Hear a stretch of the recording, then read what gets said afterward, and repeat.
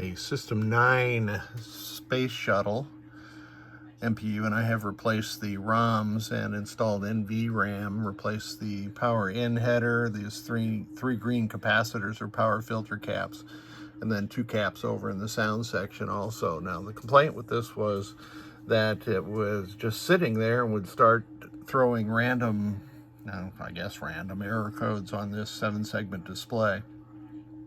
I have not been able to duplicate that once I replaced the ROMs. In fact, I haven't been able to duplicate it at all. When I got it, it would just boot with a error code of 7, which essentially means that it's not booting at all. That code doesn't mean anything. I am in test right now, lamp test, and you can see that column 3 is brighter. It's brighter in real life. It looks dimmer. It's more orangish, I guess, in the camera. So we have a problem with column 3. So let me see if I can track that down. Lamp matrix problems, for some reason, always bamboozle me just a little bit. But it's going to be one of these 8 transistor pairs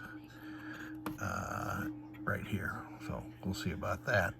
I would guess that that transistor is shorted on. So here's a quick way to find the offending transistor. I've got my logic probe, and since I'm driving this with 12 volts, my logic probe is going to be just fine. So I'm going to sort of probe the tab of each one of these drive transistors. I'm not sure what they are, but a bunch of them are going to act the same way. One of them is stuck high, so this transistor or this pre-drive are suspect. I wonder if I can probe these.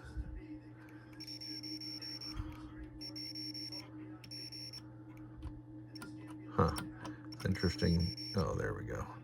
So this one seems to be the pre-drive for this transistor that seems to be failed.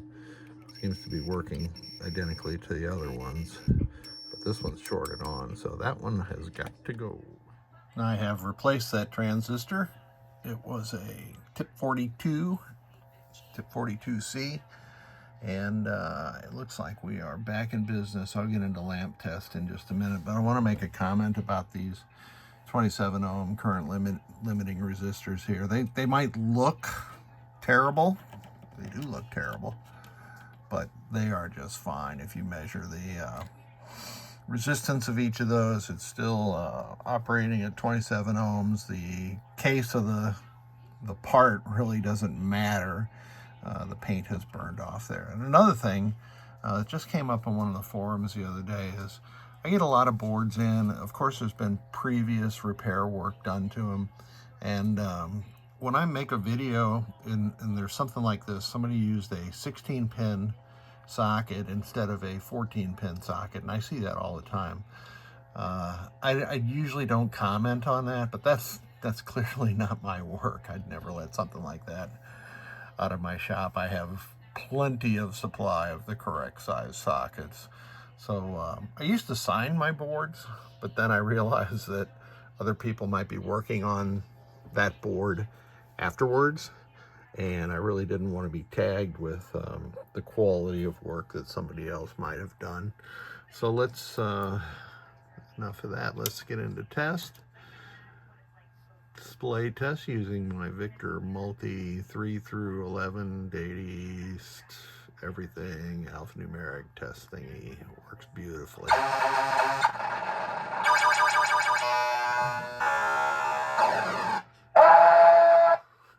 Client did not send soundboard along, but I have Victor's multi-test soundboard here, and I just noticed that I have it set incorrectly. Let me set that correctly. That's interesting. It was playing sounds from 6, which is Pharaoh, and I should have had it set to Space Shuttle. So I'll have to come back around to that again. Oh.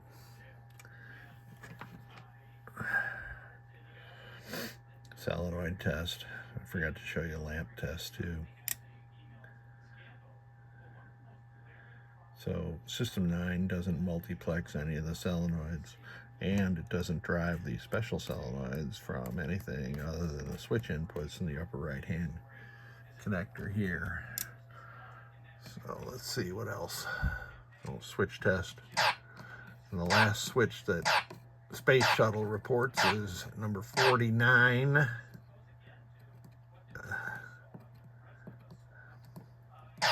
There it is. They do 48, 46, yeah. And I have to crane my fingers to do this, 49. So the switch matrix is operating correctly. I already set this to free play by setting 18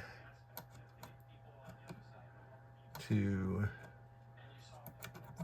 0. There it is. So I'm just going to scroll through these and the MPU will reboot. And here's our lamp matrix again. Let me get into test.